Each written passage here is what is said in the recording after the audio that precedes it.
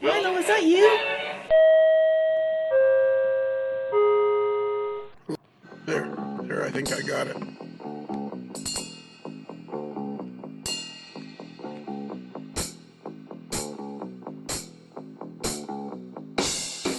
One more than 23. That's exactly right. You said that at exactly the right time. You are becoming an expert at podcasting. The first thing people are going to hear is one more than 23. The dulcet tones of David Start, one of the infamous Start brothers. They roam around through New Jersey, looking to save damsels in distress. That would be us. Yeah. There's actually, it's similar to the bat signal, but it's actually a silhouette of the Start brothers. What was that? You guys were building that kit, and Ron Class took a photo of you. That was our local NMRA meet. Yeah, and you guys are like, "What are you doing?" So we're doing an intro, and this is all George's idea because he said, "Hey, we should do an intro because there's 4 of us here," which is actually really good because David Start. Of the famous Start brothers says that when I do the intros by myself, they're really bad. And he's right. They are. But They need a little more finessing. Yeah, I don't know what it is about me by myself. I just don't have that. Just like labored is the word. Labored. Have you guys ever heard of you can catch more bees with honey than you can with vinegar or whatever it is? You don't have to. Just trying to be truthful. Yeah. Thanks for that. I appreciate that. You can jump in here anytime, George. Sure. Has he left again? Oh, no, I'm here. It was your idea to do this intro. I know, I'm right here. Yeah, doing something else. What are you doing? Nothing. Yeah, no, you are. You're always doing something. What are you working on? Some sound file? Yeah. Sure. That seems to be your endless thing. Is you're always working on sound files. I like making custom ones, and it needs a lot of work. But it means everything I have is going to sound 100% unique. Well, that's cool, but then you can't jump in on the podcast because you're too busy doing that. You need something. You need something a little less distracting. You need something less distracting when you're on the podcast.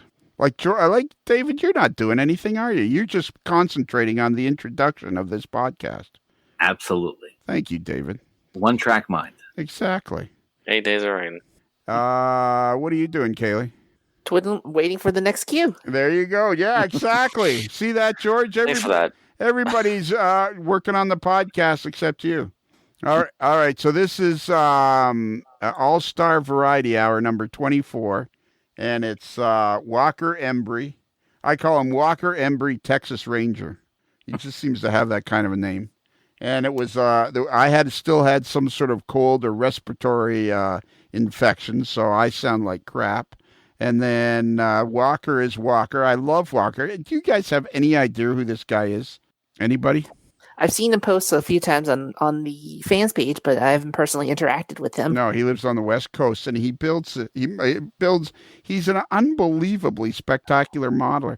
He is. Have you guys noticed there is more of this spectacular modeling? David, you're more of a veteran of the wars. Do you notice in the last 10 years the spectacular modeling seems to be becoming more and more plentiful? I think it was always there. It's just now it has exposure. Okay. And I think there have always been great modelers. It's just there was no way for them to interact with anybody other than the magazine, and other than the maybe the 12 people a year that you could get in the magazine. Who else did you see? Yeah, that's right. That's a very good point. That's why it was such a big deal to get into model railroader, because there really was no way to get your work out there to the rest of the world other than now. I mean, you just at every corner, you can't possibly find all the great work that there is out there. There's so many great Facebook sites and everything. Mm-hmm. Facebook sites, Facebook's pages, and different groups as well. The groups, yeah. Well, and look at how much interest there was when you were working on that trackmobile.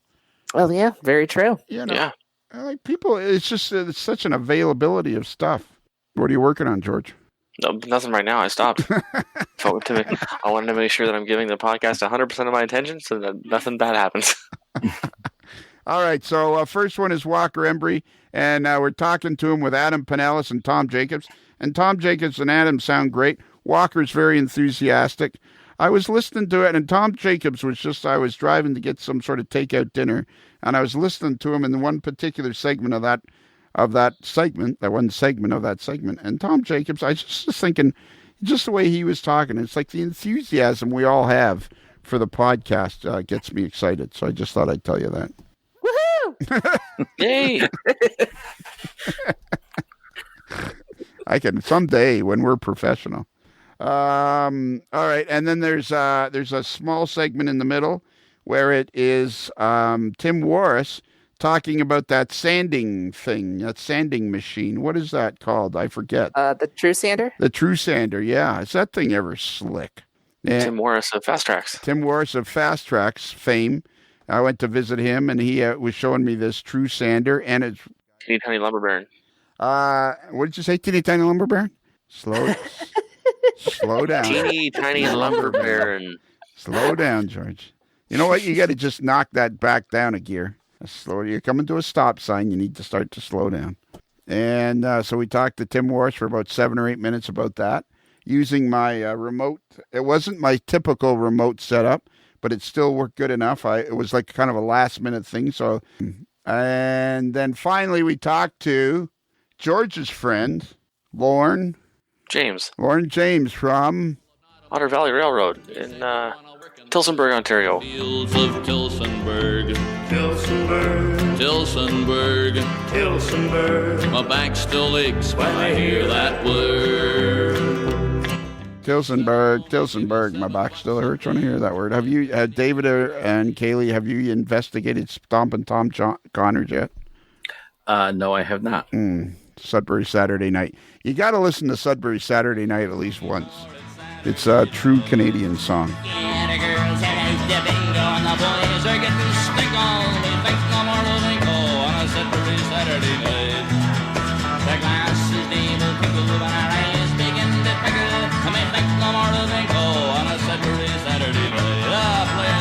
And Lorne James, we interviewed him for we were going to do a full segment, but he didn't have very good sound.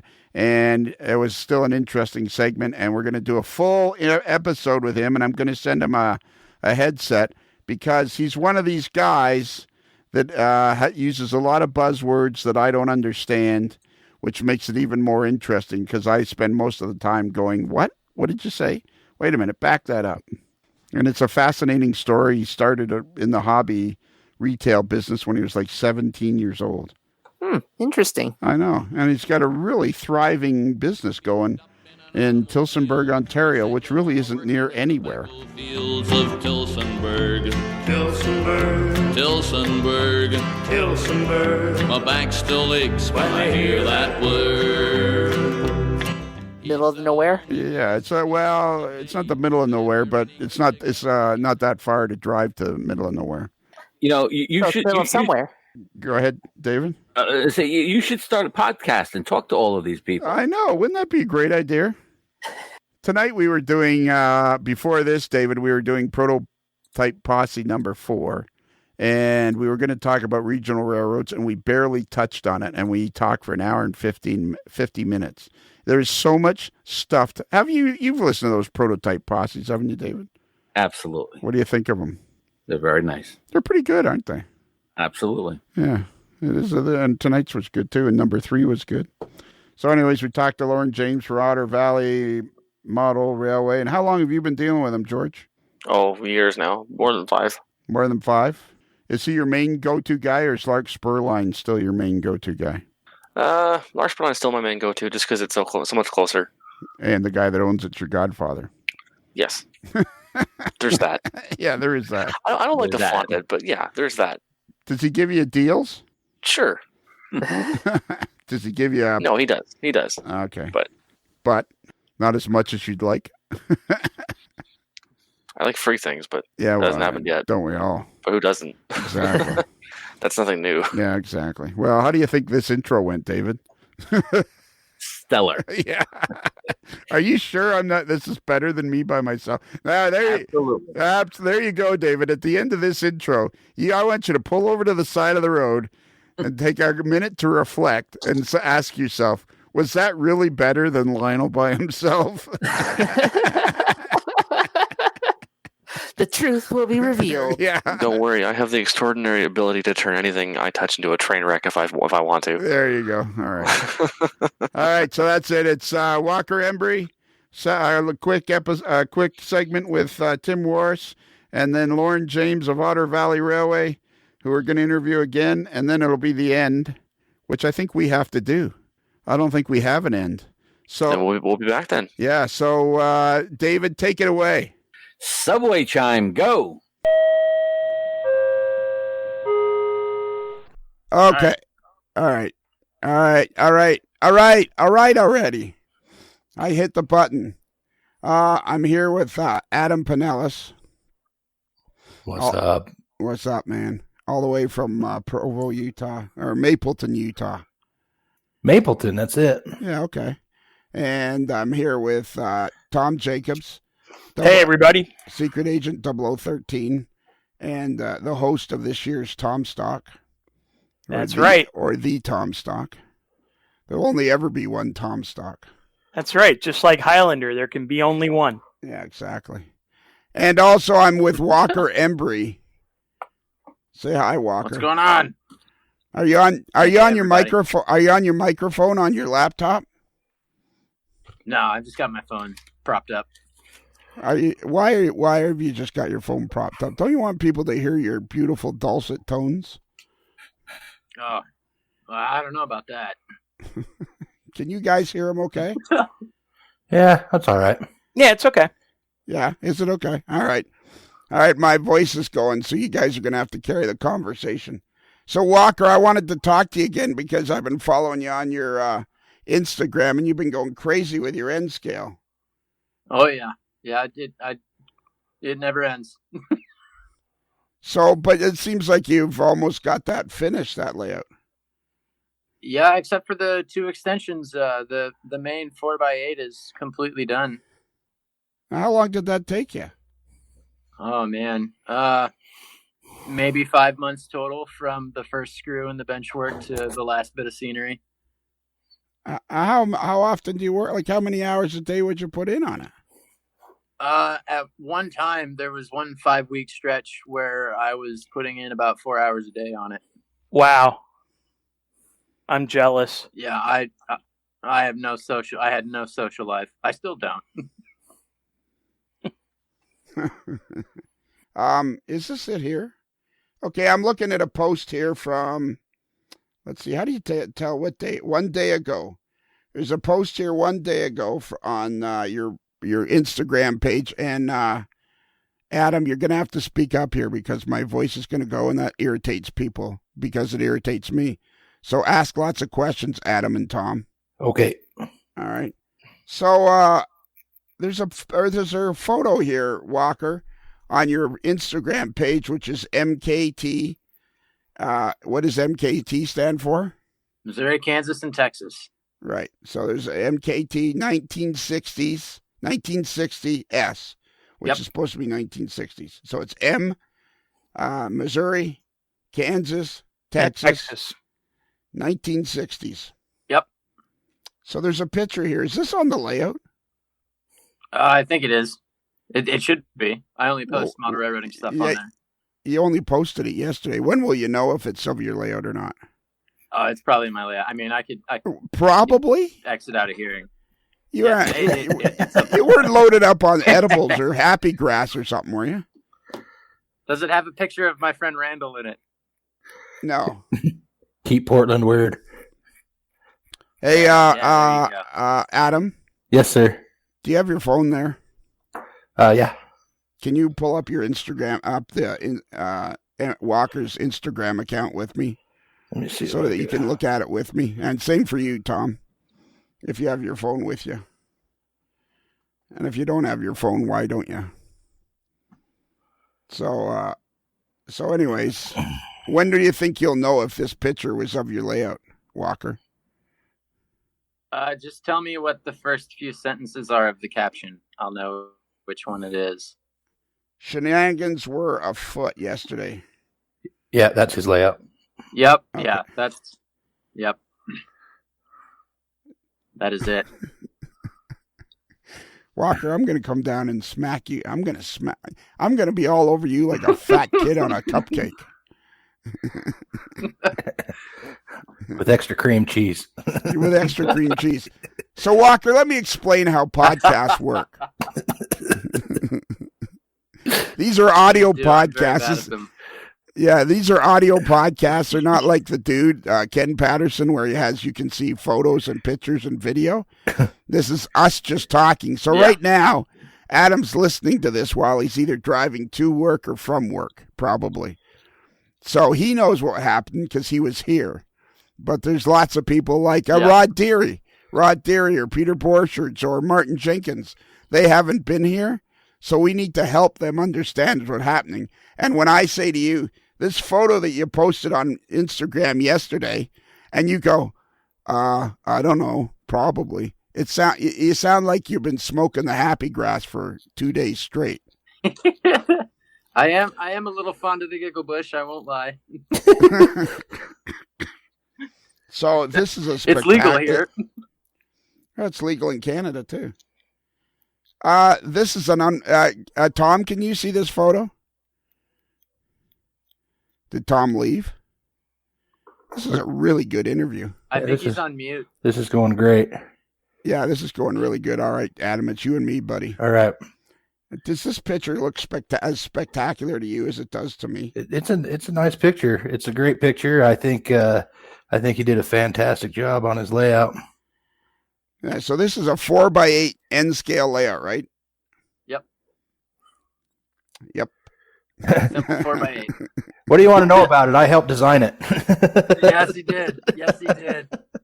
All right. So you helped him design it, Adam. Mm-hmm. So it's a 4x8 layout with a helix in it. Yep. There's a helix on one side. It's double decker. I can barely hear you. Speak up. Yell. So it's a simple 4x8 with a helix on one end covered by a mountain, and there's staging down below. It's got quite a bit of switching operations to go with it. All right, where would somebody see this plan? Is there some place this plan is posted anywhere on the internet? Not on the internet. I have a post that has the track plan, both upper and lower level, on my Instagram. You'll have to scroll down quite a bit to see it, but it is there. The problem here is, Walker, these are really spectacular photos, and we're going to have to dial you into, because there's a video here that you posted on February the 11th. Mm-hmm. That is spectacular here too. Your modeling is absolutely spectacular for N scale. I'm trying to get better at it. For N scale? What do you mean? It is N scale. I know it's N scale, but you made it sound like, well, for N scale, it's okay. Well, it's kind of not too bad. No, I get what he's saying. It's actually, when I look at his pictures, it's hard to, and this is probably not going to come out right, but it's hard to imagine that it's N scale because of the level of the detail in, some of his structures and the, it just, when you look at some of the pictures, maybe it's just that the photography is really good, but, the detail in the pictures, you don't necessarily, sometimes when you see somebody, I'm falling all over myself. But sometimes when you look at somebody's photo of their layout, you can tell right away, oh, that's HO or oh, that's N or whatever scale. With the photos that Walker posts, you can't tell. It just looks like a railroad. Yes, exactly. Yeah, it just looks like a railroad. You know what? I've got a statement that I don't think I've ever said before on the podcast. This is the way I feel. If you're this good of a modeler and you're doing this good of a job, you have a responsibility to the community for people to be able to see it and understand it and find it in an organized way. So you can't just say, oh, yeah, Yes. I think that's a picture from yesterday. Because this is what you're doing is spectacular. Because my point to you, Walker, would be, why are you doing this? Why are you doing such a good job if you don't want to share it with people? OCD. No, I try to share everything I can with the followers on Instagram, and I actually just recently started a Facebook page for it. So everything that I post on Instagram gets piggybacked in one form or another over to Facebook. So I'm now on Facebook. Just go to Facebook and search Big Turn and Southern Narrows Branch, and you will find it. Just go and Yeah, that's all you got to do. Just jump on the Book of Face and yeah. Well, yeah, but you need to know what it is you got to search. yeah. So what is it? Big Turn? Big Turn and Southern. Big Turn and Southern Narrows Branch. Big Turn and Southern. Walker? Yeah. Were you put on this planet just to irritate the living crap out of me, or? I think so. I really think so. Are you one of those millennials that I got to come and just slap you around till you smarten up? I could probably use that at this point. How old are you? I'm 29. Hey, so you're not even supposed to be in the hobby. Yeah. Big Turn and I Southern. I don't. Yeah, you know what? Maybe this isn't even his handiwork. Maybe this is like an uncle or a grandparent or something that's actually doing this, and he's just plagiarizing it all. Yeah. It's my alien friend. Okay, Walker Embry's end scale layout and overview. At least you're wearing the right shirt, for crying out loud. Walker's girlfriend is a fantastic modeler. And I believe she just started. I think Walker said, "Hey, come do this or try this," or maybe she said, "Hey, let me try that." However it worked because it's fantastic. It did. She I got her in here one day and she wanted to do something, so I said, "All right, well, you can weather a freight car. I'll show you how real quick." I gave her the rundown, and now she won't even look at me whenever she comes in here. She's just like, "I don't need you." Yeah, she's moving on, man. Oh man, that's the moneymaker right there. I don't weather cars anymore. I just ask her, and then they appear or they don't, depending on if I do the dishes and take the trash out that night. That's really cool though, because it is cool when you can share the hobby with your girlfriend or your spouse or your kids or whatever. Yeah. It really just adds that much more to the enjoyment. There's a number of model people out there that their spouses are involved, obviously, like Miles and Fran Hale are one example, but Bill and Mary Miller were another. I think he just recently passed away not too long ago, but their layout was a husband and wife creation, and I think it's really cool. That you guys are that she's picking this up and enjoys it, and I think it's awesome. Yeah, it's all right. I'm having trouble finding this. I'm having trouble finding your Facebook page. I found the video that the Trackside Model Railroading made, but I'm not finding your page on Facebook. Search Big Turn and Southern Narrows Branch. I'm gonna shoot you over. Yeah, shoot me a link or something. Yep. Not on the chat.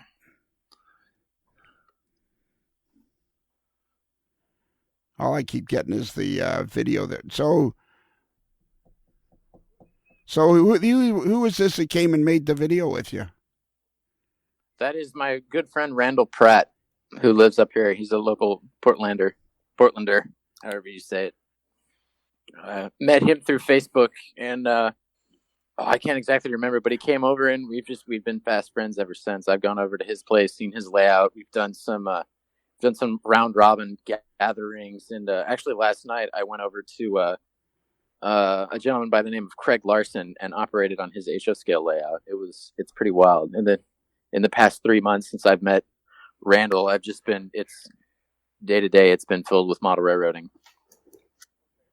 Okay, well, who is Randall? Does he have this magazine? Which magazine? Who's the video made with? I don't know. This video. There's a video that keeps coming up on when I click on the Facebook, and it's the. You do you remember See making that a bright video? full of activity? Oh, I've That's a made so healthy many videos I 18-year-old probably brain. can't remember. Mine. Holy moly! You know what, Adam? I'm not going to beat you like a redheaded stepchild anymore. I think I found my new seniority, victim. I moved up a notch. That's okay. I'm greenhorn. I'm used to it. Yeah, thank God. Okay, so there's a magazine called Trackside Model Railroading. Yes. And it would appear that you made a video with these people. Yes, I did. And is this the Randall you're speaking of? No.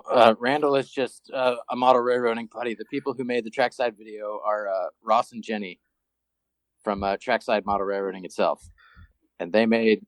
Okay, when did... They came over right, last October and shot the layout literally a day after I'd completed scenery on the main 4x8. Yeah, because it looks like it's pretty completed in this video. Oh, the glue's still drying. Oh, yeah. Yeah, there's some damp spots still. Like, I just find that in N scale, this seems, it could easily pass as HO. The modeling is so good. And boy, if we could get you to put 2 sentences together, we would be on our way. Send me a mic and a headset. We won't have a problem. You think that'll improve? Does it make you talk, Adam? All right. Well, then you take over. You ask him the questions and get some answers. What? When you started the extension on your layout, what pushed you to do that? I had free wall space, and it needed to be filled with trains. Excellent. How fast did you be? How were you able to figure out exactly what you wanted to do? I built the extensions according to the aisle size that I wanted, and the track plan came later. Right. But, when you did the track plan, were you planning on operations or just running trains? The corner extension is all for operations. The last tail end, the soon-to-be loco facility, is just kind of be there for the photo op. Yeah, but it does have a slight operational interest.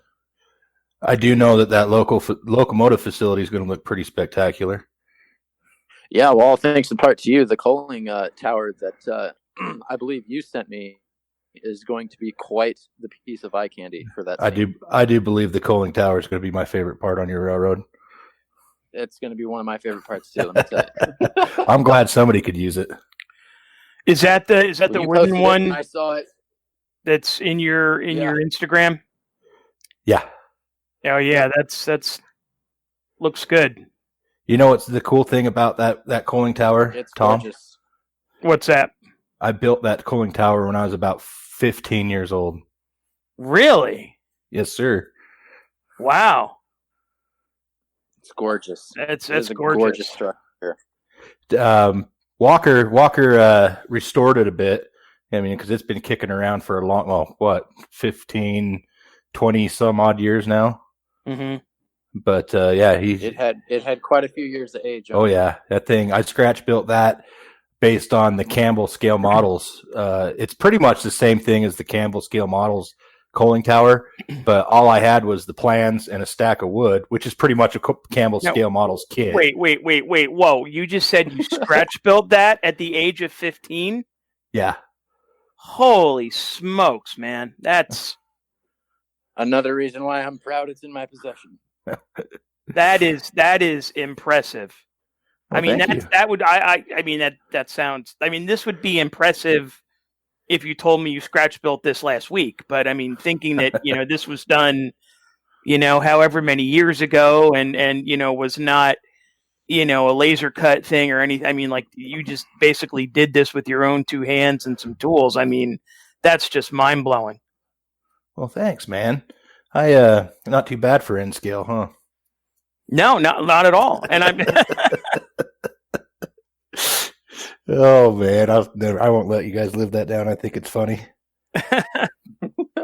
No, but that's a very valid point because it's fair. I don't think you can't pass over. It's very hard to make N scale to do the modeling on N scale to make it look as realistic because the smaller pieces get, the more talented you have to be to produce to get this kind of result. Walking away, you have to be more talented. As much as I would agree, I agree to a certain point because N scale lends itself to a lot of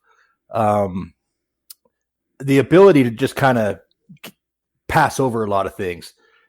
All the years that I did N scale, it was fun because you could create illusions with paint and other ways of detailing stuff. In the bigger scales, you can't screw around. You have to put it there. You have to put the right part in the right place, and it has to be there because it's bigger and you see it, whereas with the N scale, a lot of it is just a little bit of an illusion, and it goes a long way. Yeah, okay, but when you built that coaling tower, that looks like it's a pretty good. All right, so you probably left some parts off or whatever, but it still looks like it's a fairly and it is. model. It's pretty fine scale, but it's the same thing. It's just smaller stuff. It's smaller stuff, and you got to be a little bit more careful, with the materials you use. But aside from that, it's the same. It's pretty much just the same thing. I'm not downplaying N scale at all. I love N scale, and most everybody should know that anyway. But one of the biggest reasons I did love N scale is for exactly the response that you guys are giving. Is people get shocked when you actually do a half decent job. Mm-hmm. I would agree with that. I mean, what's his name? Ron Marsh was operating on John Percy's layout in Kansas City, and it's a beautiful layout, and it's a large layout. Mm-hmm. It's a beautiful N scale layout, and lends it. I mean, what code is the track you're using in this? Pico Walker? code 55. Yeah, I mean that's a large. That's large, but the whole thing looks so good. It's all weathered, and you have a responsibility to the model railroading public to make sure that your stuff is easily accessible. Exactly. I truly believe. That's why I've got the Instagram. That's why I started up the Facebook page. So. No, he's talking about leaving your windows open and your doors unlocked, man. You need to get people in there to see it. Oh, I don't know about all that. No, but I think that's a little too close for comfort for me. You fine? I'll get out of the bushes.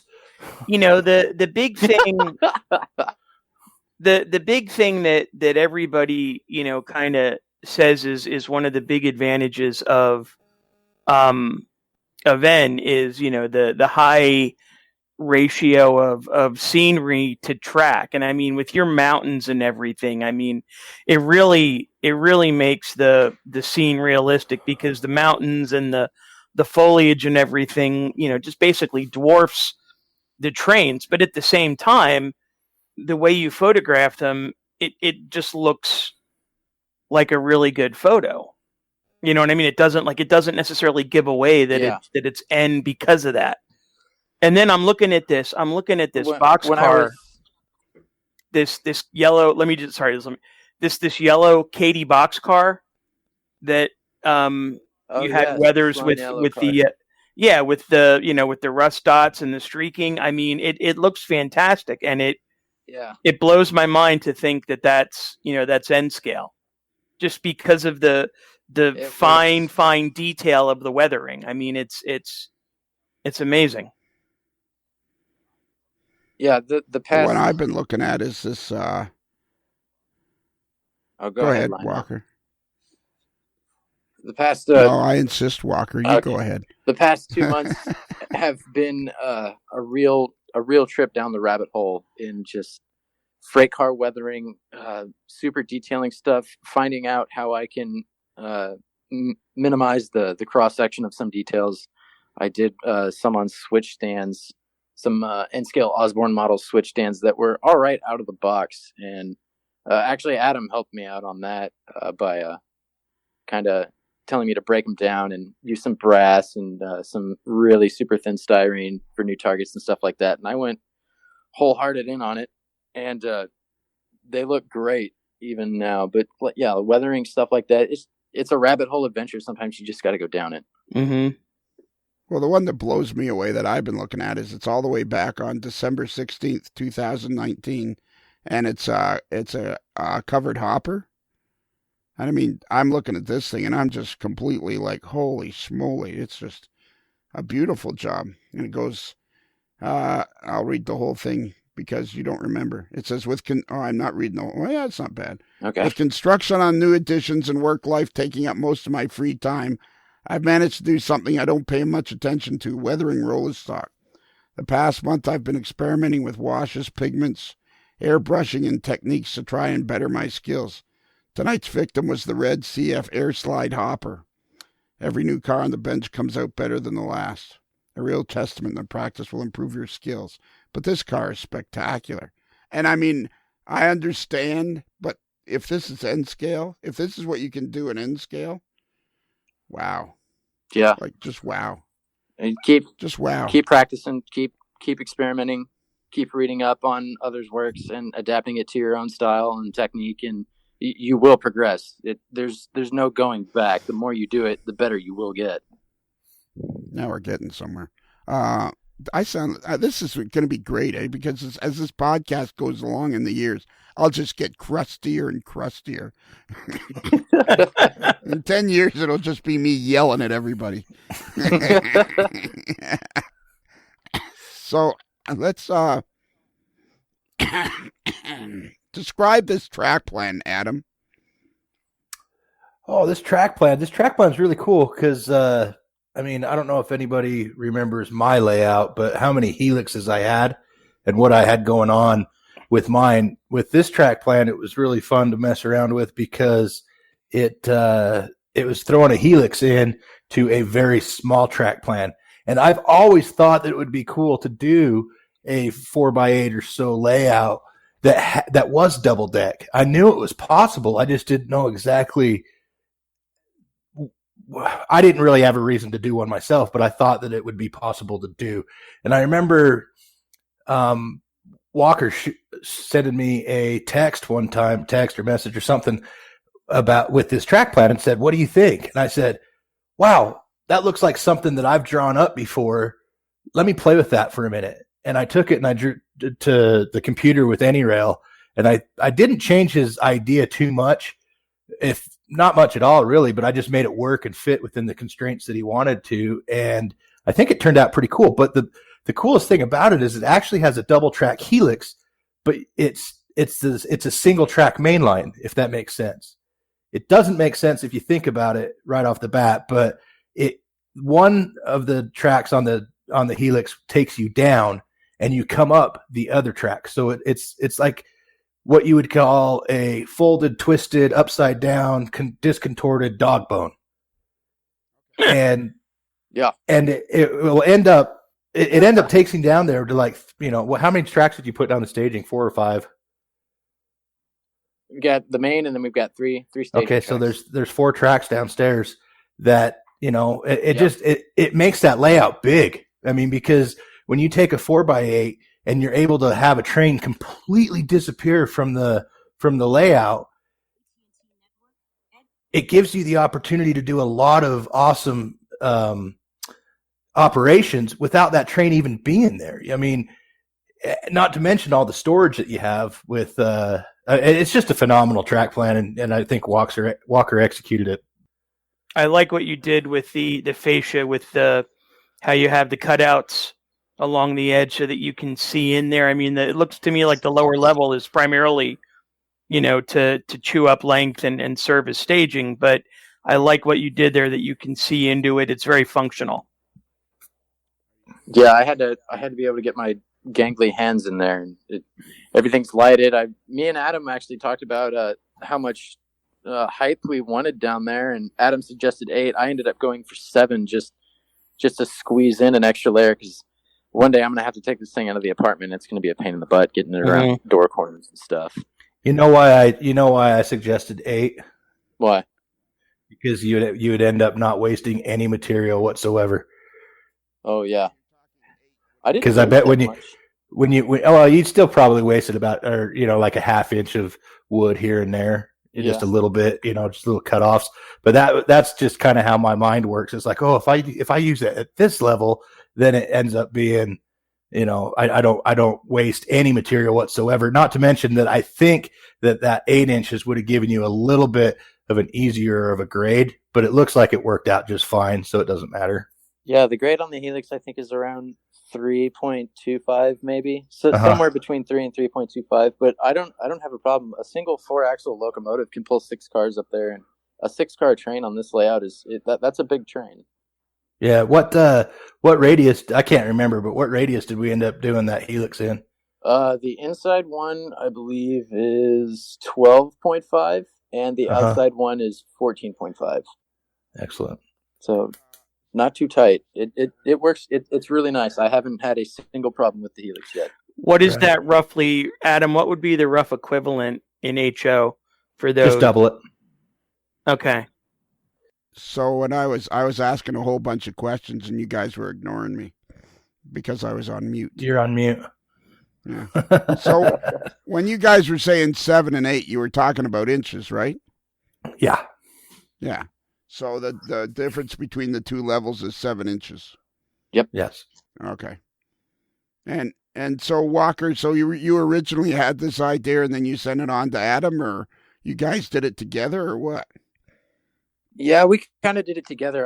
I drew up the rough draft of the track plan, and then Adam, in all his wisdom, I was like, I'm not just. There's no way I'm just going to go full gung ho into this thing without his approval and tweaking. So I sent it to him. Man, Adam, you got back to me in like what, less than a week? Yeah, I think I had it back to you in a couple of days because it just so happened that I was going out of town, and I was able to do. That's all I did that weekend. Was just throw that plan together. Yeah, Adam's not hooked up right. Adam and you two guys should build a layout together. You'd probably build like a 20 by 30 foot layout in a couple of months. You guys, Adam, I don't know if me and him got together for much longer. We'd probably be just hammered drunk and not really doing much. Hey, we got to get Clem for that. Yeah. There's an accident. There's an accident looking for a place to happen. Yeah, both of us like cheap beer, so that's quantity over quality. Yeah, and the giggle grass. The way to go. Well, I can't do that, but all right. Yeah. Well, Walker has at least once, right, Walker? You've done the giggle grass at least once, haven't you? Yeah. Do you remember that picture you posted yesterday? I was the giggle. Do you remember the picture you posted yesterday? No, I don't. You young kids, I'll tell you. Before I go, you talk to my girlfriend. I have a horrid memory. Yeah. But then you're just gonna have to improve it. That's all. Because you got a responsibility now to the model railroading world to make your stuff to help people and help them get better at it. I love doing that too. I know, exactly. So if you love doing it, you got to do it right, man. Yeah. Boy, now I sound like Ralph. God help us. Well, but exactly. You know what? I mean, honestly, I think it is. I do think it's important because, what you've done in N scale. I think it shows people. It certainly, has opened my eyes because up to this point I've been a diehard, HO guy. But I mean, honestly, your photos and your work really show the potential of N scale, and I think it's important for people to see that because if you have, somebody that's living in an apartment or somebody that doesn't have the available space for a big layout, you can, they may have space to do something that gives them a lot more operating possibilities in N, Exactly. and it can be every bit as scenically impressive and detailed, and to those type of quote unquote modeling standards, as HO or S or whatever. So I think it's important, because HO always gets all the press, right? I mean, it's the biggest scale, it's the most products, blah blah blah. But yeah, it's really important that people see, especially people that are getting into the hobby, whether it's young kids or whether it's people that are coming back, from years ago after and only ran well backwards and all of that. I mean, I think it's important for people to see good examples of the potential of all the different scales. Yeah, it is. Just any scale, you can do whatever you want. If you want to have a tiny layout, look at Christopher Brimley's layout. I can't remember the name of it, but what a gorgeous layout. I saw it on TSG on YouTube. His layout is a prime example. It's like, what, 7 foot by 1 foot? No, it's what is it? That's close. Yeah. Well, yeah, it's something like that. Regardless, the point being that you really don't need a lot of space. Even you could go to Z scale and you could do some extraordinary modeling. I'm sure of it. Well, you're going too far there. Yeah, me too. That's pushing it. I'm not buying into that. Come on. I don't know. I've seen some. I went to a train show recently here in Portland. They had a Z scale layout. It was fantastic. It was gorgeous. I know which one you're talking about, Great but scenery. it's still just Z scale. It's even I have my limits, man. Is Z the new N? No. Were you doing something involved? Were you doing something with the NMRA, Walker? I was running the. I was helping do the NMRA Instagram page for a bit, but work took over, and I had to step down from that. Oh, okay, so you were helping for a bit. So who's this guy? Yeah. Okay, here's a picture. Here's a picture from yesterday. I'll try to help you out here. You're wearing a maroon shirt and a maroon cap, and there's a guy in the background. Is that Randall? That is my friend Randall Pratt. Okay, and what were you trying to tell us earlier about him when I was asking you about the video? He is a hell of a good guy, absolutely crazy about trains, and he has a ton of Pacific Northwest knowledge when it comes to people's layouts, rail fanning spots. Just he's like Adam. He's full of railroad knowledge. And how did you meet him? I met him over Facebook. I can't exactly remember how it went, but it ended up with me and him talking and him coming over, and then ever since then we've been super good buddies. Oh, that's cool. All right, so if I get you a headset, are you going to be able to plug it into your laptop? Oh yeah, I'll go take the laptop from my girlfriend. All right, that's what I'm going to do. I'm going to send you. I'm going to order you a headset. Okay. Because you have a responsibility to the model railroading world to tell them what it is you're doing, and I'm going to beat it. I'm going to beat you. I'm going to beat you like a rented mule. Okay. Believe it or not, I'm used to it. Yikes. Yeah. I'm a welder grunt by trade. I can handle it. What's that? Said I'm a welder grunt by trade. I can handle it. All right. Okay. How's your life going? Oh, I quit my job. You quit your job? I quit my job. All right. But you moved from, where did you move from? Omaha or somewhere? Missouri. That was February of last year. Right. And then you moved out to Portland. I did. And then you were living in a trailer. A camper. Yes. Well, same thing. Yeah. Yeah. Yeah. And then you got a small apartment. Then you got your girlfriend out there. I did. And she's into documentary filmmaking. Yes. She is a post-production editor. And she's going to make a video about you. That's also been put on the back burner. Oh, but are you annoying her too?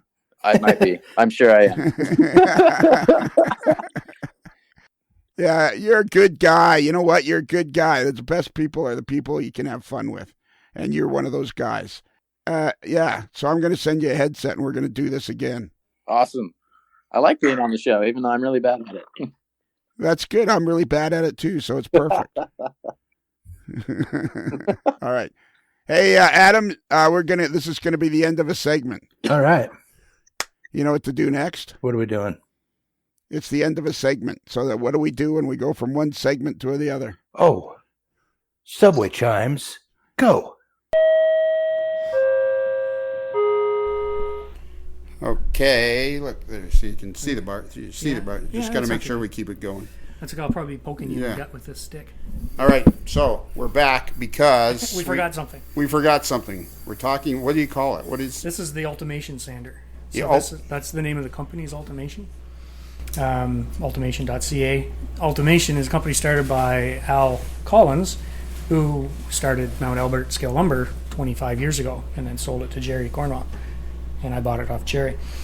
So Al came here in the spring with a prototype for this sander, and I spent 2 days kicking myself for not thinking of this because it is so elegant in the design. It's really super simple, but what it does is very impressive. I don't know if you don't have video on your podcast, right? No, but there'll be so video. Describe describe it. In short, it's a hand cranked sander. It doesn't have a motor on it, so you can run it very slowly with a lot of precision. If you're building a trestle, this thing is just beautiful because it'll repeat angles all day long.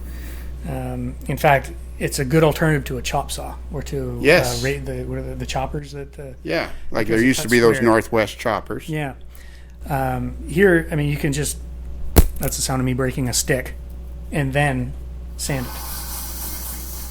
There. So that is a perfect square, clean end, ready to. So is there anywhere on the internet they can find this? Well, believe it or not, on the FastTracks website, because I hounded Al to make me an exclusive distributor online of these tools, because they are so nice that we made a deal where I don't make any money, but Al does. But I wanted them on the site just because I want to be connected to these things. It's so nice, and this is just the first of a line of tools that he's got in the back of his head. When he was here last week, he brought along an attachment that goes on this tool that's a repeater. So if you need to make 50 trestle bents all with that same angle on it, all the same length, this thing will do it within thousandths of an inch. And it's so simple and elegant. It's the simplicity of it that is stunning. That's what really drew me to it. So we've had them on our site for maybe 2 months now, and I think we've sold about 50 of them. They don't come cheap. They're $225 each, but they're worth every cent. When you feel it, you have to feel it. You have to try one. If he's going to be in Timonium this weekend. I don't know if he's really out there for that with these, and probably at Springfield with them. That he'll have them for sale, but you got to try one. As soon as anybody's tried them, spun this handle around and sanded a stick of wood, they're like, I got to have that. Well, we were talking briefly at lunch about the proto throttle that the Iowa Scaled Engineering has, and there was and Scott Thornton, Michael Peterson, and Nathan Holmes, those guys, and how cool and innovative that product is. And now this seems to me to be very similar, and just in a different. Yeah, it's a different. It's a different categorical. It's a different class of thing. However, it's at that level of innovation. This is the kind of tool I think is a paradigm shift. So this will change everything. People are going to like, whoa, this is new. You don't get new very often. Something that didn't exist and now it does. That's impressive. Does Kevin Marks know this exists? Yeah. But he said he just bought a sander, and I forget what the brand was. But he'll buy one as soon as he touches it. Yeah, as soon as Kevin knows a good tool when he feels it. Yeah. As soon as Kevin Marks sees this, he'll buy one. Yeah. Al took 20 of them to the narrow gauge convention in Sacramento last month and sold 74. So let me say, that's new math. He took 20 and sold 74. Exactly. Yeah. So he took orders for 54 of them at the show and sold the 20 that he took. They were sold like in the first 2 hours. Because, of course, if you go to a narrow gauge convention with this, you're going to be selling them because they've been made for those guys. So, You said you were the exclusive online distributor for this? Yes. Yeah. Al sells them as well. There's a website, aldonation.ca. You can get them directly through him. Okay. Or you can get them through us. That's it. I wanted to have them on the site because this is just such a perfect fit for Mount Albert. Oh, yeah. Yeah, and it's like I want to be connected to these. And he's got another one coming up that's just, it's really cool. So just explain to me and everybody just briefly. So you say Al Collins was the originator of Mount Albert scale lumber? Yeah, he started the company and designed those machines that are downstairs. He envisioned and designed and had built with a friend of his, Tom Somerville. And those machines are works of art in themselves and have been running for 25 years. So Al's pretty clever. Is Mount Albert? How old is Mount Albert scale lumber? I think 25 plus. Okay. Yeah, I forget what year it actually started. It's probably older than that, actually. All right. This thing is unbelievable. Just unbelievable. I know. Well, when I came upstairs, when I came into your shop, there was one sitting over there, and I started playing with it, and I'm thinking, well, I've never seen one of these. I guess they've been around forever. I just never saw it because it's unbelievably ingenious. Yeah. And this, the stop for adjusting the angle is just cool. Yeah. And you look at how it pivots exactly at the sanding disc. If you saw this on video, you'd be going, wow, this is really cool. And I'm assuming it's a standard size disc where you can change the sanding, the paper. Yeah, self-adhesive, stick-on sanding disc. Yeah, so you just open that up, peel it off, put another one on. Although they last forever because you don't get them hot. Because you're doing it by hand. So. Amazing. Yeah, well thought out. Unbelievable. And well built, all steel. Ultimation sander, all steel. When people see this, people are gonna like. I'm assuming he's going to Springfield. Yeah, he's going to Springfield. I'm pretty sure he's going to Springfield. Yeah. But he will definitely be in Timonium this weekend. And he's been doing lots of the little shows. So I think to celebrate how cool this tool is and new on the market, we should now have a cookie. I'm all for a cookie. Yeah. I bet you could sand it. I could probably sand that cookie. I could get a 45-degree angle and a perfect miter on the cookie. But I don't want to waste the cookie. No, don't waste the cookie.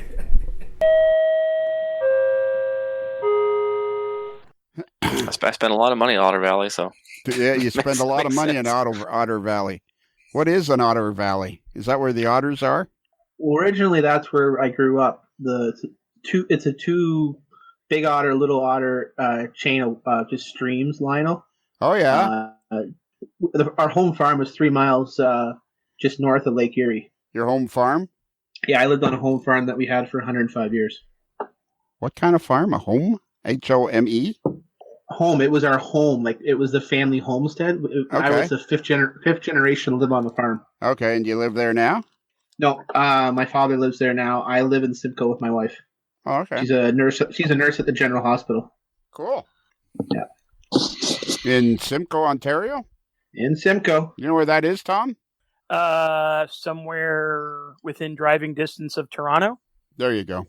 Toronto. We're close to Toronto. We're close to Toronto.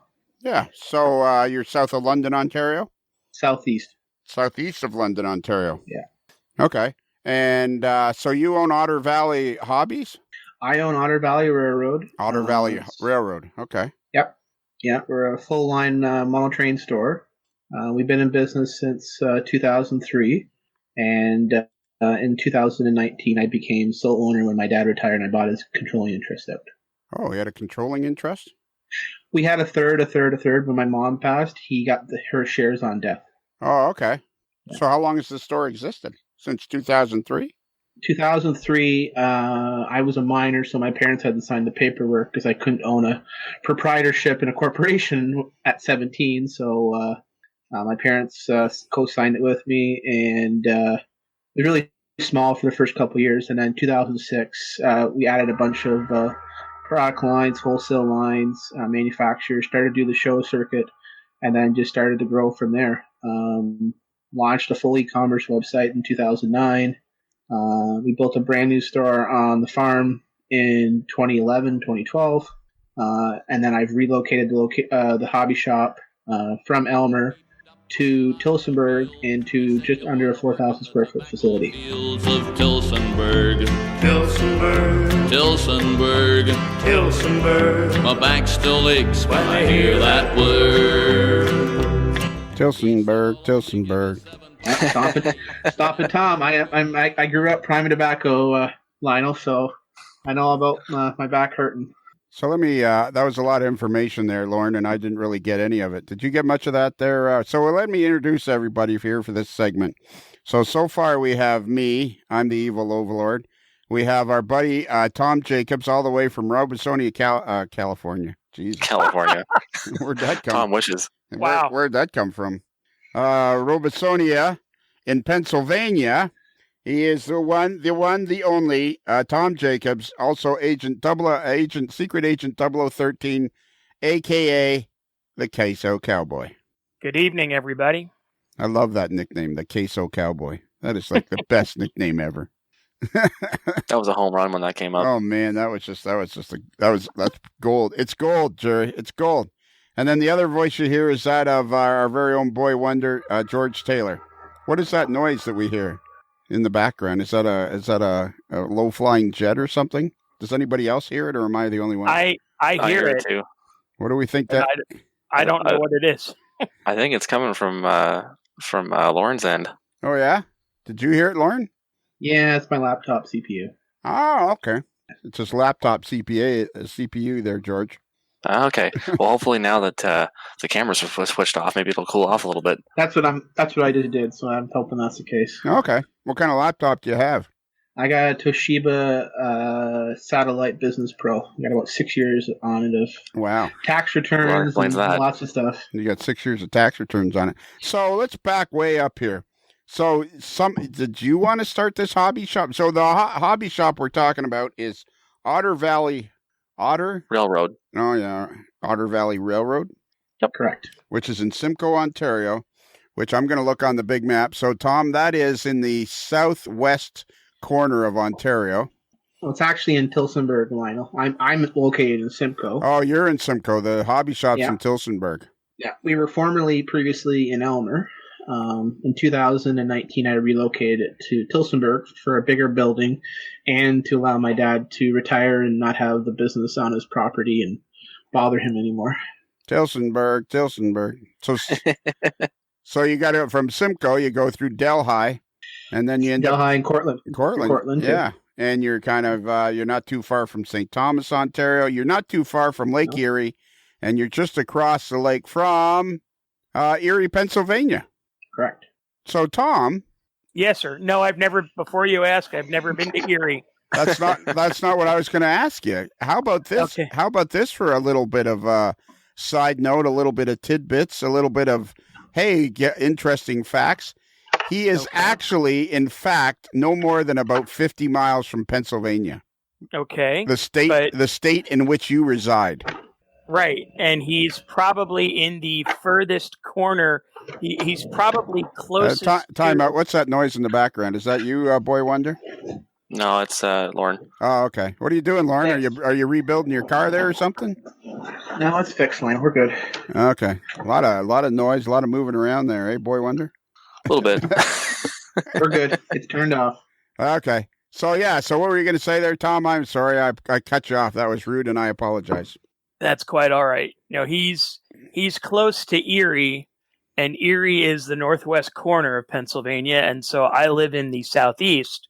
So he is closest to that portion of Pennsylvania that is farthest from me. Yes, he is. But he is, in fact, about 50 miles from Pennsylvania, which is the same state you reside in.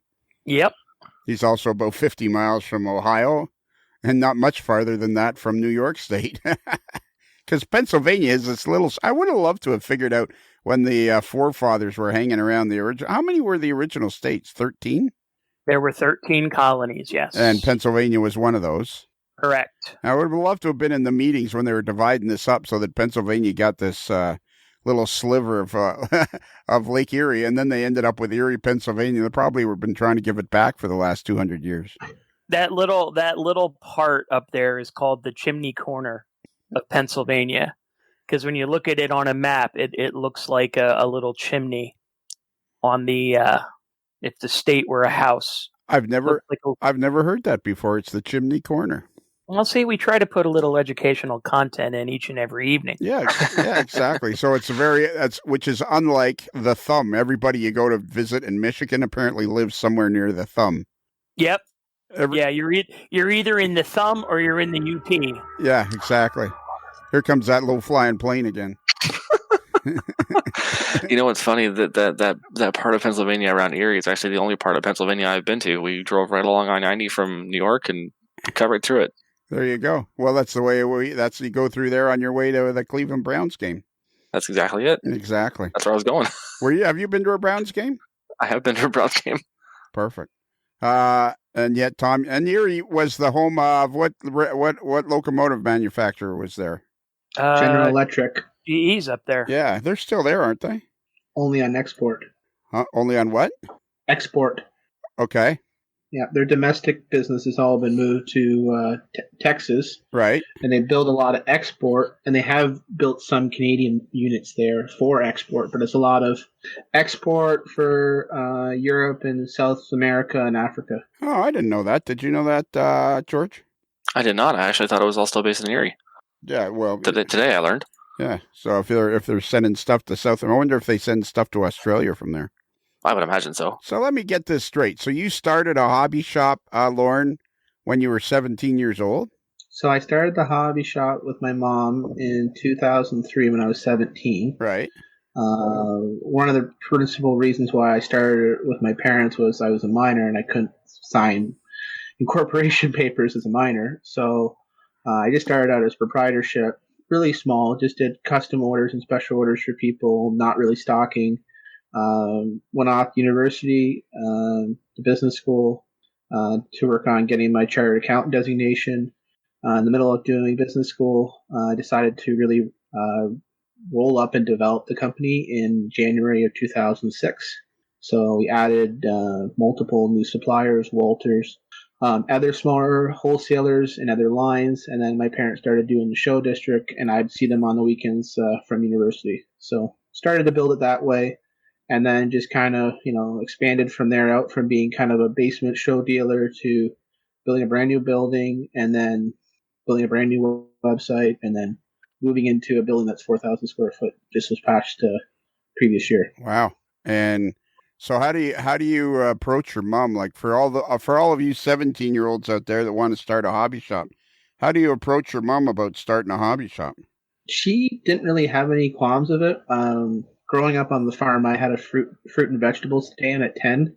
So I had a 2.5 acre fruit and vegetable garden. So I had a business stand when I was 10. Wow. She knew I was going off to business school the following year. I kind of just laid out here, this is what I'm looking at for basic seed money. This is the first goals. And then, really it was just kind of a business case situation on that. And then, 2006, we decided to further expand it. The three of us put equal share capital in, and then we just started growing it from there. So really, you've been an entrepreneur pretty much your whole life. That's another reason why I love running a business, and I love doing the business, because I get that entrepreneurial, that growth, that conversation about, excitement about running a business, owning a business, growing a business. That's part of the reason why I'm also a CA too. I like that challenge factor. Right. So let me ask you some personal questions, because I'm still confused. I think both Tom, you can you can help Lorne out on any of this. That I'm generally pretty much confused most of the time. Okay. I think that's a fair statement, isn't it? You just kind of wander around going, which way to the beach? Yeah, exactly. Generally off kilter. Yeah. I don't know if I'd say that. Oh, okay. That was a bridge too far. Yeah. So you're saying it like, were your mom and dad divorced? No, my parents were happily married. In 2016, my mom passed away from cancer. Right. It was just more of a situation that I couldn't sign the paperwork as a minor, Lionel. So I had to have my parents sign the proprietor and business license paperwork for me. No, I understand that, but you said in 2006 your mom put in some money and your dad put in some money, so it sounded like they were separate. And they No, we all three of us put in equal share. Oh, okay. So okay. Because I would have thought your parents would have put in 2/3 and you would have put in 1/3. Help me out here, George. I'm lost. No, I think he's just saying that they all pulled from their personal finances, and I mean, a lot of families keep things separate. I know my wife and I do the same thing, and it just works for us. Okay, so so I've never done that. So okay, so that's where I was. It's a different school of thought. Yeah. Okay. So, man, that's a mouthful. So okay, so you and your mom and your dad now in 2006 open up a proper store. No, we just did the show district. We just did the show district, and we kind of was a basement dealer at the beginning. Oh, okay. So laying out that capital at the beginning is extremely challenging and dangerous. It's you got to either come into an established customer base, or you got to be willing to start with a ton of money to make a little money. Our Jason Schroen said that a couple of days ago on a podcast you guys did. You don't make a giant fortune in this business. You need to start with a giant fortune to make a tiny fortune. Right. Exactly. Yes, That's a good analogy. Yes, the age old call of all people in the model railroad business. We don't make any money, but we're here anyways. And so the industry soldiers on. Yes, and yet the industry somehow manages to soldier on. Yeah. Okay. So, all right. What's the show district? So we started doing the Southern Ontario shows, your Kitcheners, your Woodstocks, your Torontos, your Ancasters. Just the regional shows in Southwestern Ontario. Got our name out there, met some people, made some of our first initial sales on the show circuit, and started to build up a weekly and bi-weekly clientele that you'd see at shows, you'd special order for, and just kind of grow from there while I was still doing my business and accounting at university. And then they just kept doing that for a number of years. And then in 2009, during the great financial recession, I decided, with complete wisdom, let's full-blown launch an e-commerce website in the middle of this economic downturn. Right. And how did that go? I have an 18,000 item catalog now, and I probably have one of the top websites in Canada. Okay. And wow. Yeah, look at that. Of that I can attest. Okay, and because this is how we've gotten together here, is that, George, you're a regular customer of Otter Valley Model Railroad. Yes. In Tillsonburg. In Tillsonburg. Fields of Tillsonburg. Tillsonburg. Tillsonburg. Tillsonburg. My back still aches when I hear that word. Tillsonburg. Tillsonburg. That'll be a running thing now. Yeah, I probably will, at least for an hour or so. Lorne is one of those guys that piles on a ton of information, and you're trying to decipher through it because you're never going to believe this, Lorne. Me personally, you're the first guy. Well, Shane Wilson, he had his own hobby business for a while. Shane Wilson of ScaleTrains.com. Those are two people that I know, and I guess Stephen Atwell was pretty young when he got going on his. So it's not completely common that people in their teenage years start a business in model railroading. The former owner at BLMA, he was very similar, Craig, to my path. He went off to business school.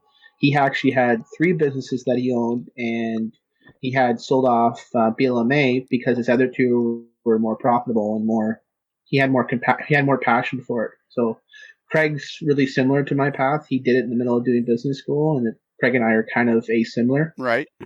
And you're talking about BLMA? Yeah, BLMA models, which Atlas had purchased in 2015-16. Okay. How old are you now, Lorne? I'm 34. Okay, how come everybody in their 30s and their late 20s talk so fast? Any ideas? If either of you guys, any ideas on that? BLMA. What is... Now, how is somebody going to know what that is? We have to speak. BLMA. What does that stand for, I wonder? I couldn't tell you, even if I wanted to. Tom, I just had this vision of this show. Now, I'm setting you up with a softball. This is like an 82-mile-an-hour fastball right down the middle. You're looking for a slider, and the guy's throwing you an off-speed pitch. So, Tom, I can just imagine as the years go by, I'm going to become more and more ornery. Go ahead. Yeah, I think so. You're going to be like Ralph before too long. And I thought your answer was going to be gonna be. We're already there. No, we hugged it out several episodes ago, Lionel. So we're over that. It's all good. This is true. That's right. The relationship between Lionel and Tom is no longer prickly. I thought it was just going to be in general. I was difficult to deal with. Apparently I'm on a different. What frequency are you guys dialed into tonight? Because I seem to be on a different radio frequency. Are you guys on shortwave and I'm on FM or something? Apparently. Yeah. Okay, so I'm still very excited about this whole deal about how you started this hobby shop at 17. And so you went around doing shows in Southern Ontario, and then from that in 2009, and then in 2006 you expanded that somehow? In 2006, we just added new manufacturers, some wholesalers, and just basically, gave ourselves the ability to source inventory at competitive prices. And what's that? And then just kind of backfilled product as we had shows and customer need. Okay. And then, like a typical basement dealer, that's kind of how we started out. I didn't see the benefit to plopping up a building. I didn't see the business case that justified it. I had a long-term vision that, within the first year after I was done business school, that we'd launch a brand new e-commerce website. Right. And that was in 2009. Correct. Yeah. So what is backfilling? That sounds like business lingo to me. It's basically buying yourself enough time to get enough growth and enough traction, so when you want to make the launch, you don't fail. Tom, this sounds like something you'd understand. Yeah, I kind of get it. You want to have things, sequenced in the right way. Would a layman's terms be? You just bought more. You just bought more stuff.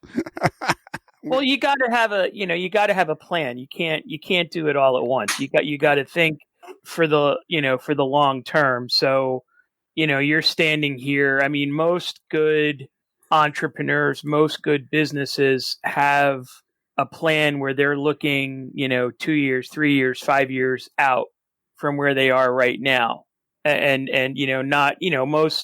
most understand that, hey, I'm not going to get, to the top of where I want to be by the end of this first year. Right.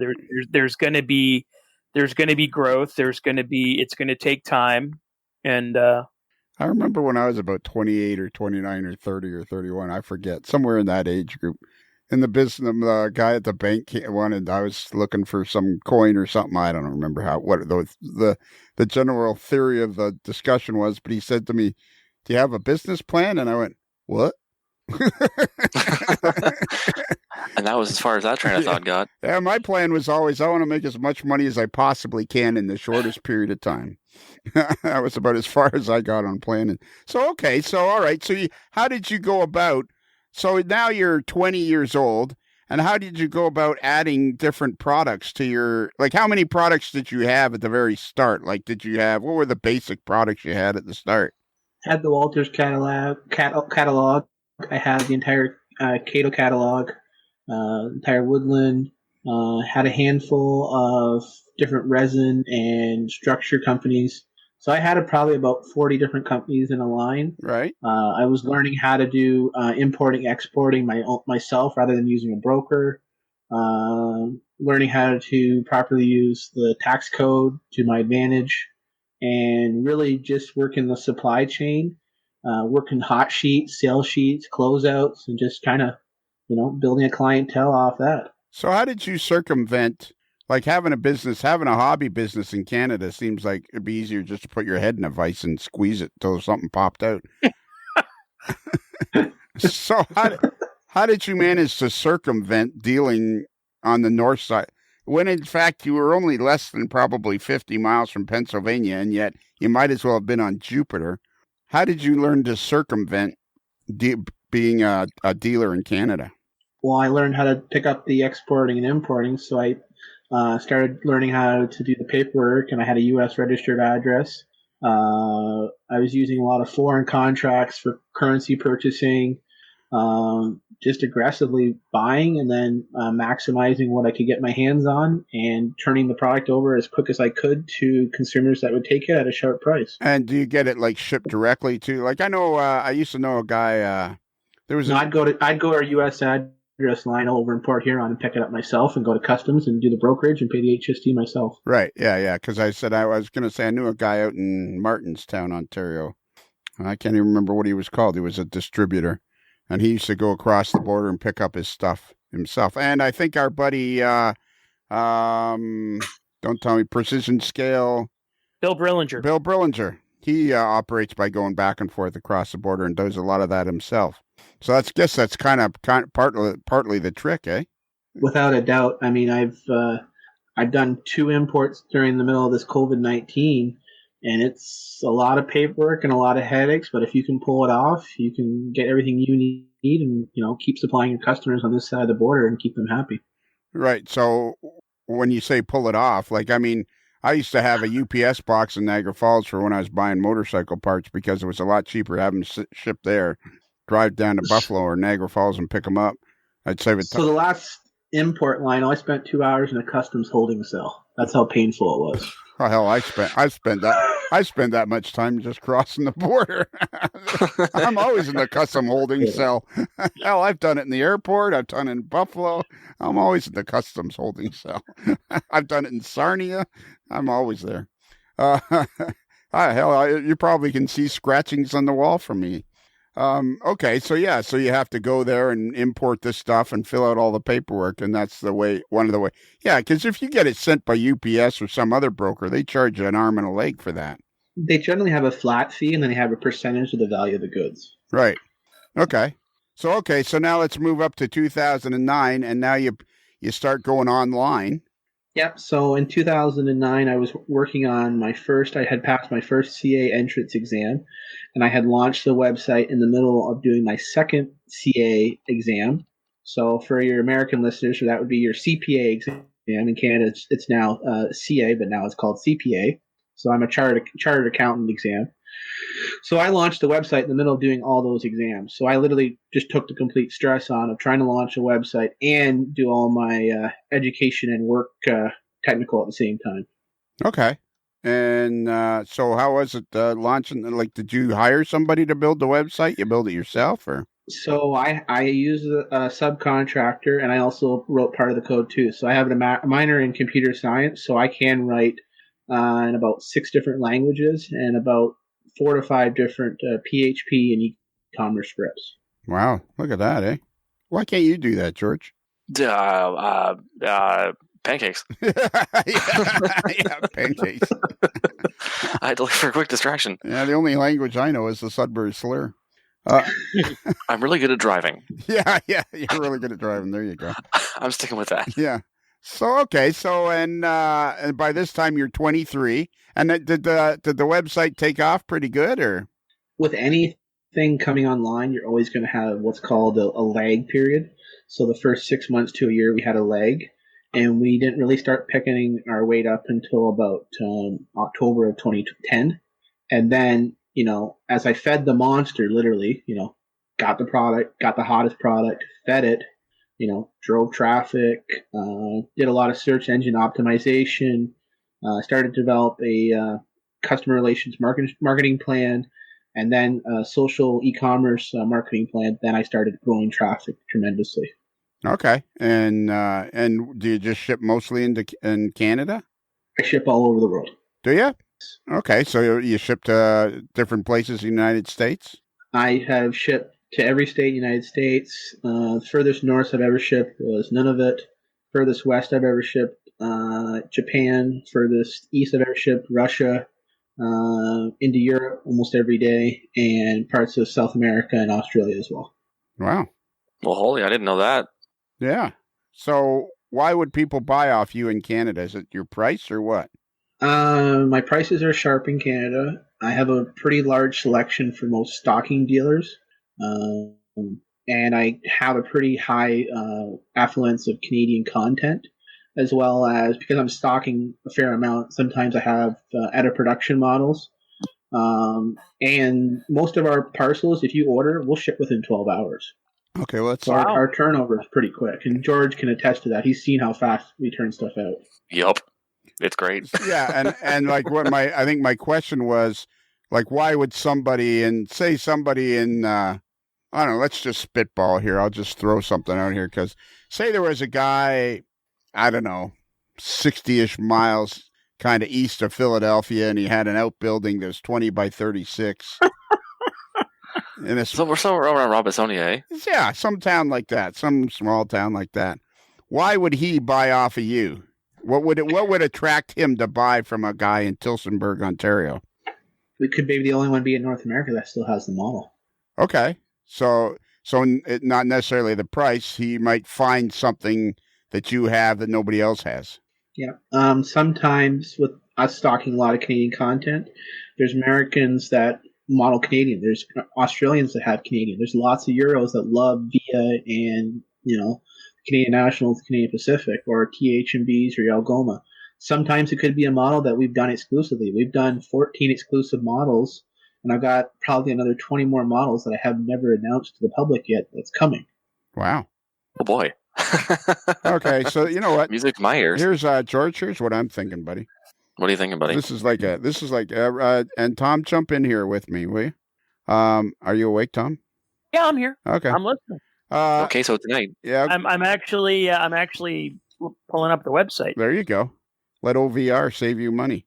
So I'm thinking I should send him one of our AML headsets, and then we can quiz him even better when we can understand him. We get better audio. What do you guys think? We'll keep this.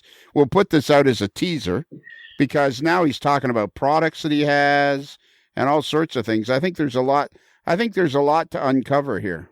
I think this is a can of worms that needs to be opened. This is a can of worms that needs to be opened, and this would be a perfect teaser for people to go, we need to hear more. And I concur. And I can send him one of those handy dandy, one of those great. Well, Tom, you have one of the official AML headsets. I do. I'm using it now. Yeah. I see you have on your website. You have Junico scale models. Yeah. Is that guy? Correct. Is that guy still in business? So it's ran out of a company called Inner Hobbies down in Meriton, Ontario. Yeah, that's the guy I was trying to think of. Inner Hobbies. Is that still going? Yep, she put out an email a couple of days ago saying that she kind of went through the same nastiness at the border that we went through, but she got her stuff, I believe, on Thursday. She went across and got some stuff. So I'm thinking that she goes across that 1,000 Islands. So is this the wife of the original guy? What was the original guy's name? So the lady that runs it's Brenda Stuckerboom. Brenda who? Stuckerboom. Stuckerboom? Yes. Okay. And so she must have bought the company, did she? I would assume maybe she has control of the Junico stuff. I don't know the connection with the Junico Inner Hobbies, but she's the only one that handles it. So I'm assuming either she controls it or some sort of exclusive deal on that one, Lionel. Yeah, we're getting him a headset, George. Well, this is very interesting. I've never heard of Junico, so I clicked the link and I'm scrolling through the stuff, and they happen to have a Canadian Pacific bumper kit that actually looks like I have my Reading Company standard plan book sitting here because I was putting some stuff onto the computer to cut it with a laser. And actually, this bumper looks very, very similar to a Reading Company bumper that I have plans for. There you go. Oh. See, there's connections everywhere. Interesting. So you could just buy it off of Lorne. I'd have to because this is the only place I've ever seen them. There you go. You place the order. Yeah. You place the order now. We'll ship Monday, guaranteed. Right, George? That's right. See, that's the draw. That's exactly it right there. What we're talking about. That's it. That's what Steve Atwell talks about with Midwest Model Railroad is how fast they turn their orders around. Well, that and what Tom was just saying. It's the only place that's ever seen something, right? Yeah. This is what Lauren was saying before about like having that exclusive product that's hard to find anywhere else. Yeah. So, Lauren, if we send you an official AML headset, will you be on again? And I will gladly wear it, and I'll be on again. And then we can plan everything, and we can plan a date and everything, and everybody get drinks and donuts and be prepared. For you, the evil overlord, I'll gladly do it. There you go. And he's off to a good start. Yeah, he's working on it. Lionel doesn't forget. There's a connection with Lionel. I actually met Lionel when I was 8 years old in London, Ontario. Oh, did you really? You came up to the old London Model Railroaders Association group in a January presentation, your wife and your son. Yeah. And we were in the North London Church. I want to say that was over by the old, I don't want to say it was off Fanshawe Park Road. All I think you right. brought one of your modules with you and you did a presentation that night. I think I was the youngest guy in the room, my dad. Really, eh? But I enjoyed your presentation, and you actually signed and autographed my model railroader. Hot diggity dog. Well, that explains a great many things. It sure does. And I bumped into you at Springfield this past January too, Lionel. Exactly. I was telling George about that, and I was telling Tom about that. It wasn't very long after that at Springfield. Tom, remember I came back to the City Classics booth, and you were there, and I said, "Hey, Tom, guess who I bumped into?" Yep. I said, "I just bumped into Lorne from Otter OVR, Lionel. How's OVR sound? Everybody in Canada knows OVR. George can tell you. We'll go by OVR. Okay, OVR. I'm just not that hip. I'm sorry. That's okay. We factor that in. Yeah, factor that in, will you? And that's going to become a bigger... Okay, Tom, I'm going to throw you another softball here. See if you can belt this one out of the park. All right. I'm digging in. I'm calling my shot. Yeah. As George says, it factors in that I'm not that sharp. So I sense, Tom, that in the years to come, I'll get less and less sharp. Yeah. It'll be like wearing down of a knife over time. Yeah, I would have gone with in the years to come. Well, I don't want to be... I'm throwing you softballs. I'm trying to get you a 3-run homer here, buddy. I'm working the count. Well, the next one's going to be chest high, just inside. Brush him off the plate line. Yeah, brush him off the plate. Exactly. All right, Lorne, this is pretty cool, buddy. I'm pretty excited about talking to you again. So am I. Exactly. So I'm going to get you when we're done here. I'm going to get your address. Oh, let's tell everybody before we get off here. The phone number for OVR is 1-877-885-RAIL, which is 7245. You can go to OVRtrains.com. You can go there. You'll find them there, and tell them Lionel sent you. And you know what? I'm gonna duck again. Yeah, and spend some of that hard-earned model railroad money on a new computer, will you? I haven't fully amortized the laptop yet, Lionel. Yeah. There's that fiscal sense talking again. Yeah, there's that fiscal sense talking again. Yeah, if I had fiscal sense, I wouldn't have half the stuff I have. One of my philosophies, Lionel, is I always want to put a minimum of 10 to 15% of the current year's profit poured back in the business the following year. That's cool. That's good. Yeah. So, and George has seen that. I'm constantly adding product lines. I'm constantly deeping my inventory, and if someone comes up with an idea of a model we're going to think about doing. I mean, I just announced within 24 hours that I was going to do a custom run of London Transit buses, just by looking at some artwork and saying, "Yeah, I can see a business case here. Let's do it." Okay, you're going to use the Rapido bus? Yep. Yeah. We need to get you on a much clearer headset. I think that's it, boys, because I'm looking forward to talking to Lorne again. We should put a pin in it, because everything coming after this is going to be in that silky AML quality that we all love. There you go. And either he'll tell his computer to calm down, or I'll come down in there and amortize it for him. No, Lionel. I'll bring the brand new OVR laptop home one night for you. How's that? There you go. George, can you get us out of here? Yeah, I think I can do that. Subway chime, go! Yeah, with some enthusiasm. You sound like you just. I was enthusiastic. I wasn't enthusiastic. All right, you know what? This is Tom. Hold on. No. This is Tom's favorite part. He wants to make a T-shirt of it and everything. Tom, can you help us out here? Sure. Subway chime, go! Thank you.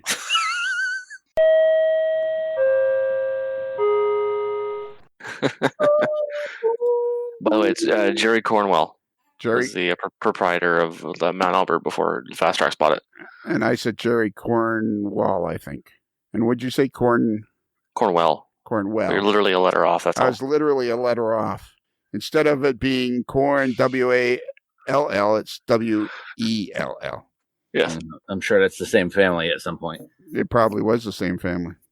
I was going to say, David, just after, but I've already hit the record button, so that makes this seem. You do that subway chime go better than anybody else. Well, thank you. Yeah, everybody else does it kind of with sort of a tempered enthusiasm, and you just let her rip. You just let it go. So, Practice. yeah. So, what did you guys think of that show? Oh, that was Fascinating. great. Yeah. Another great one. It's another Lincoln Homer.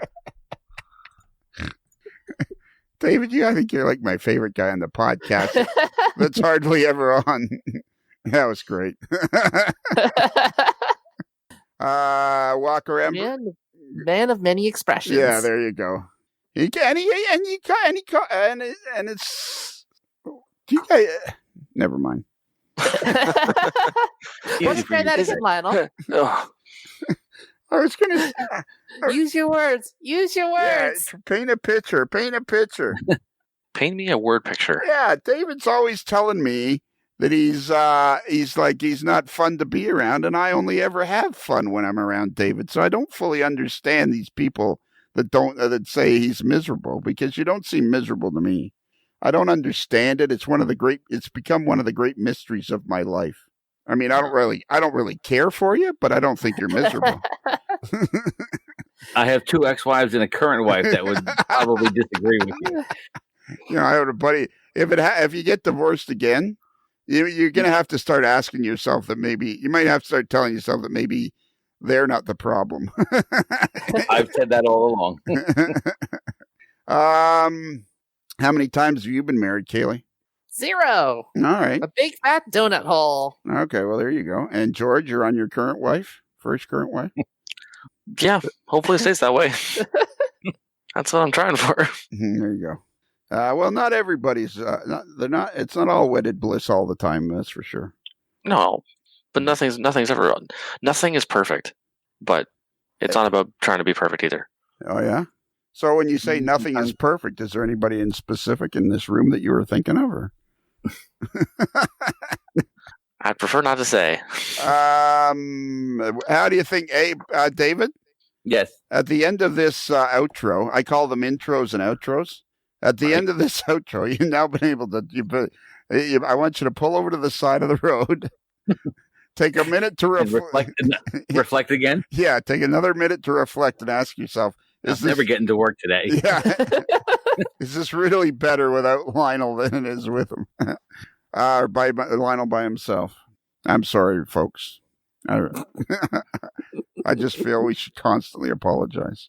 What are you working on, Kaylee?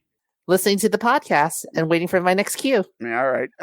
After the podcast is over, the project you're going to return to is? Most likely start working on your rebuild. Beautiful. I love it. And how are those memberships going there, David, for the Erie Lackawanna Historical Society? Just mounting up. How many ends are there in Lackawanna? 2. Exactly. Hey, I'm an engineer. We're not supposed to be able to spell. Okay, all right. What are you going to work on, George, when we go off the air here? Going to sleep. No, probably sound files. Sound files. Sure. What else have I got to do right now? How many locomotives are you working on sound files for? Or are you just a screw up and it's been the same sound file for the same locomotive for the last 4 months? No, it's been a few. Pretty much all of my ESU equipped locomotives, and that's most of them, are getting some sort of custom sound file modifications in one way or another. So I think I've got 6 on the go right now. Did you say ESU or SU? ESU. All right. Sorry. ASU. Yeah. Sorry, I'm sneezing. He's got that Ottawa slur going on again. Yeah, exactly. No, this is just regular slur. I'm just tired. It sounds like this. I can't even pin this on the Ottawa Valley thing. This is just me being. Sounds like the Sudbury slur to me. No, you know. Yeah. All right. That's it. So, Kaylee, can you give out our email address? Sure. Our email address for those who want to contemplate and send us your reflection of whether or not our intros and outros are better with Lionel or just by Lionel. You can email us at modelerslife@gmail.com. That's modelers with 1 L, like in Kaylee, not 2 L's, like Life Limited Parts. All right. Or, tonight you could have gone 1 L like reflection. Or 1 L or reflection. That's a good one. Yeah, exactly. And I think David, because you do such. Oh, and we have a website. This is on the free channel. So we have a website. And you go to amodeler'slife.com, and on there you'll find like the most recent episodes, some upcoming episodes. There'll also be a link there to something called Patreon. And if you like what you're hearing on the free channel, you're going to love what you hear on the Patreon channel, which is every Tuesday, because Kaylee, that's our Antics channel. Yeah, that's where we answer fan mail and viewer posts on the fans of the podcast page and other stuff. Prototype Posse, all kinds of cool stuff on there. And so that's like cost you 16 cents a day to sign up for that. So I highly recommend it. And I think that's it. I think we covered it all. I think we did. I think we did a good job. Yeah, David, can you take us out of here? Sure. All right. So remember, A Modeler's Life podcast is considered marginally adequate by 6 out of 10 sound file configurers.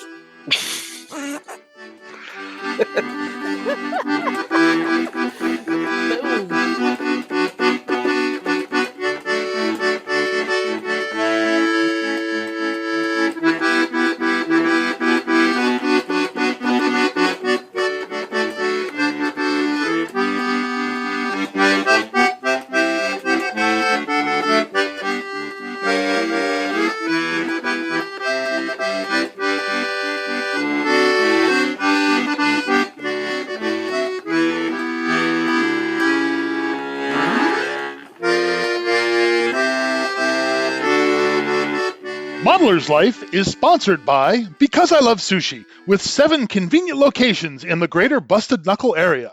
It's another Lincoln Homer.